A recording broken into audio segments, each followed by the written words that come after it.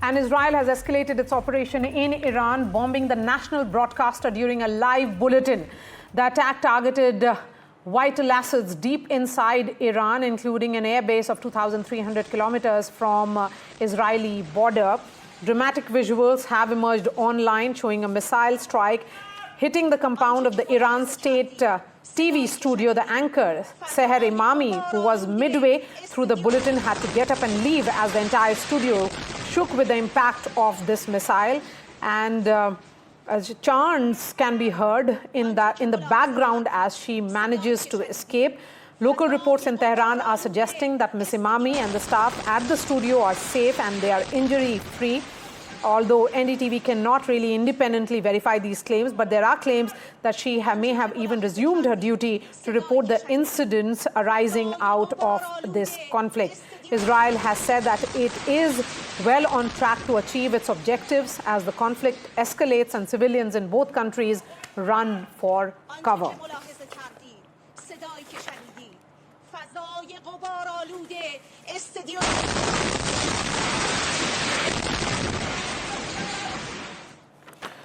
Dramatic visuals there which have emerged online, which shows the anchor, Seher Imami.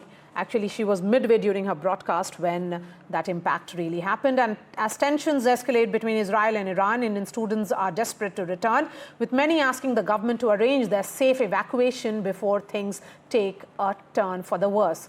The Indian embassy in Tehran are relocating them to safer areas. In fact, there are 6,000 Indian students in Iran. Most of them are enrolled in medical universities, and Indian students are across Iranian cities such as Tehran, Shiraz, Qom, and they are going through sleepless nights. We will be joined by one such student in just a bit. In fact, Kashif Mukhtar is joining us. He's joining us from Tehran. But before that, let's listen in to all the sound bites of these students which have come in. Third-year medical student from Tehran. Right now, we are getting relocated to Tehran outskirts, just because the strikes are continuously going on. The strikes from Israel, and you see the smokes around, the flames around. It's all chaos here. The roads are closed. We have been stuck. Right now, completely stuck. We don't know what to do. The atmosphere is so tense right now. At this point, हमारे जो भाई हैं Tehran university के जो students हैं, उनकी boys Dom के नज़दीक ही हमला हुआ है and they have also been affected by the attack. और कुछ जो स्टूडेंट्स हैं वो जख्मी भी हो गए हैं. सो वो हालत हमारी भी ना हो जाए उससे पहले प्लीज हमें इवैक्यूएट कर दिया जाए, क्योंकि इस पॉइंट ऑफ टाइम पे ना हमें वाटर सप्लाई है डॉम की, ना net. Internet is very weak. Internet बिल्कुल भी नहीं चल रहा है, ना मैसेज जा रही है, ना आ रही है, ना प्रॉपर्ली कम्युनिकेट कर पा रहे हैं हम किसी से भी. और ऑन टॉप ऑफ दैट अभी शायद इलेक्ट्रिसिटी भी चली जाएगी और उसके बाद हमारा वाईफाई भी डाउन हो जाएगा, जिसपे हम अभी थोड़ा बहुत इंटरनेट चला रहे हैं, और उसके बाद हम शायद बिल्कुल भी कम्युनिकेट ना कर पाए. तो please I request LG Manoj Sinha, NCM Omar Abdullah, कि हमें जल्द से जल्द इवैक्यूएट कर दिया जाए. Professor Alex is the director of Iran program at the Middle East Institute. He's joining me from Washington, D.C. We also have Dr. Jahangir. He is the director and professor Center for Israel Studies at OP Jindal Global University. Professor Alex, the question is, Israel says that they are on track to achieving its objectives. What really is the end game here? Well, that's the biggest of all the questions out there.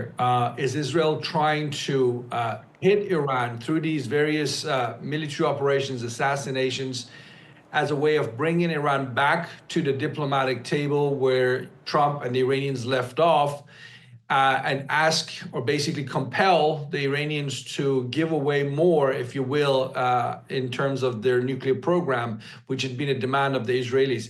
Is that what Israel wants, or has Israel changed its mind? Has Israel decided that the end goal, the end mission, has to be now a political change, end of the Islamic Republic, toppling of the regime of Ayatollah Ali Khamenei? It's not very clear if that's the Israeli position, but increasingly in the last day or so, what Prime Minister Netanyahu is talking about sounds more like he wants regime change But if that's the case, will President Donald Trump want to go along with him on that mission? Because U.S. has a long history of trying regime change in the Middle East in the last 2 decades plus and hasn't always worked out so well. So that remains to be seen. All right, Dr. Jahangir, in terms of evacuation of the Indian students as the conflict escalates and clearly civilians in both the countries are running for cover, the challenge of evacuating Indian students, what do you see are the challenges there? Only today, the Transport Ministry of Israel has announced that they will soon arrange, evacuation for any group of people out of Israel. So it will have to be a government-arranged transport that the Israeli government has announced. And in next 22 hours, they are going to really give the details. My own students from Sonipat, from OP Jindal Global University, are at Tel Aviv University. I'm in Tel Aviv city. And yeah, we are anxious, but let me also say something which is usual in Israeli case. Israel's war, in a way, started on October 7th, 2023. So many of the, aspects of the Israeli lives are actually, as usual. I mean, people go to the bunkers. I think unlike Iranian people, Israelis do have a much greater air defense system and alertness given by the government. So now the usual time to run to a shelter here is 3 to 10 minutes, which is an ample amount of time. In the last 3 nights, there have been more than, let's say, 200 missiles launched, and around 20 hit the ground. And 24 people have died in different parts of Tel Aviv, Haifa, in the other central cities of Israel. But because of the good amount of sheltering, because of the very, very reliable and alert system, I see less and less panic for people to leave the place. Everything fundamental is running. Supermarkets are open. Even buses are open. I was surprised today, but I could actually go from one part of the city to the other part, taking a bus. And unusually, none of the missile attacks that Iran has attempted happen in the daytime. So it's only in the night. Yesterday night, there were 2. A day before, at the night, there were another 2 episodes. So in the day, people really carry out many different regular jobs, which is surprising to watch around. But yeah, I think Israelis have lived through these bunker and shelter runs for the last 2 years.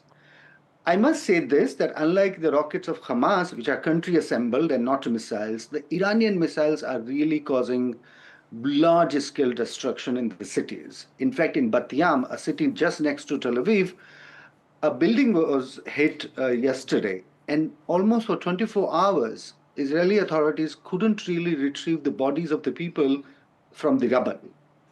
Now, such attacks are extremely scary for the Israelis because they never imagined a missile causing such a large-scale neighborhood destruction that an area of around 100 houses will be completely impacted. So I think that's one scary part, and Israeli government is really trying to... And Iran's foreign minister, Professor Alex, had in fact taken to Twitter, and on X he said that if President Trump is genuine about diplomacy and interested in stopping this war, next steps are consequential.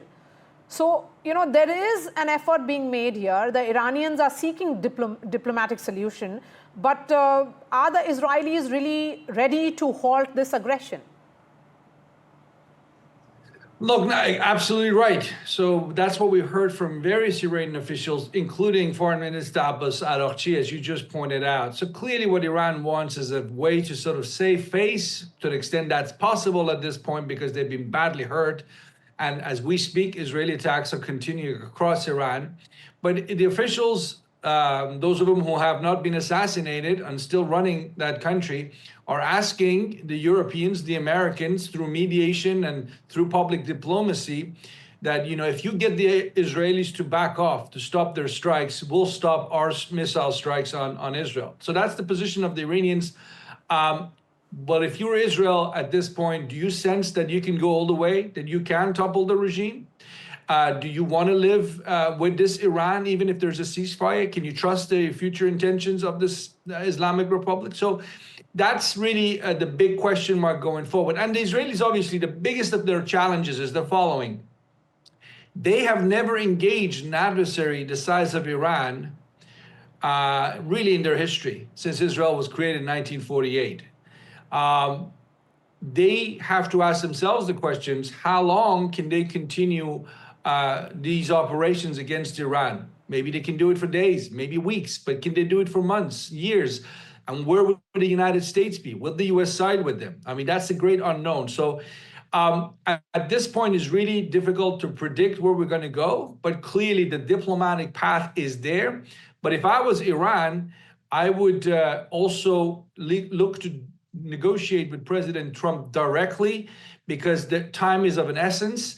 The past few months of indirect negotiations through Oman, that's not the best way forward. You need to talk to the president himself. You need to reassure him that you mean business, that you're willing to cut a deal diplomatically, but most importantly, that Iran is willing to give up its overall anti-American and anti-Israel foreign policy.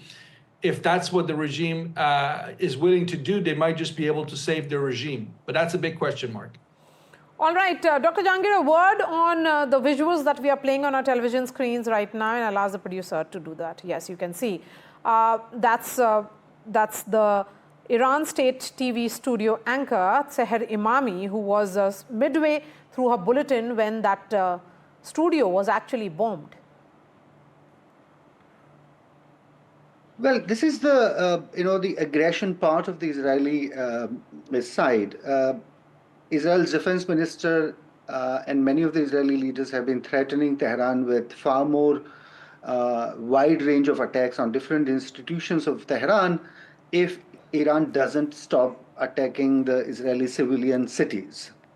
So this attack on the studio came out because for the 3 nights, most of the missiles that Iran could get to the Israeli grounds hit the civilian areas. And Israeli government is very scared because more than 1,000 people are homeless, more than 300 people are injured, 24 people died, and that count is still a modest in general terms, but for Israelis, that death count can really go up, and then the government will have a much greater domestic constraint to continue with the aggression. So they really want to utilize this threat technique by bombing the studio, by even Donald, even they leaked the information that, they had on their list everybody of Iran for the last 3 days, and they could really assassinate a chain of people. And it was supposedly a conversation that Donald Trump vetoed when the mention of the Khomeini came. Now, it would be a nutcase for anybody to attempt that sort of a political assassination in Tehran. But Israelis are playing a real psychological game as well. And one of the ways the TV studio was critical also because this is the source of information for the most of the Iranian people. Whatever information the government gives in a very controlled society, this studio plays a key role for the government propaganda as well as the government's appearance to be in control of the situation. What will happen to the people if this system of information collapses? So Israel really wants to create this domestic chaos between the regime and the people and break the existing communication.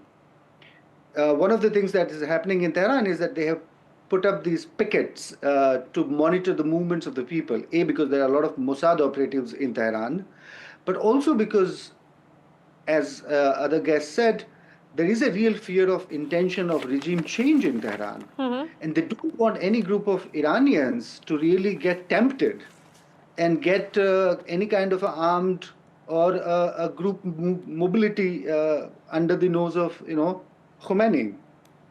All right, Dr. Jahangir. I'm sure. Dr. Jahangir, we are yet to see several chapters perhaps in this ongoing conflict, which is only escalating with every passing hour. Dr. Jahangir and Professor Alex, appreciate your time. That's all from me on this edition of Left, Right and Center. Thanks so much for watching.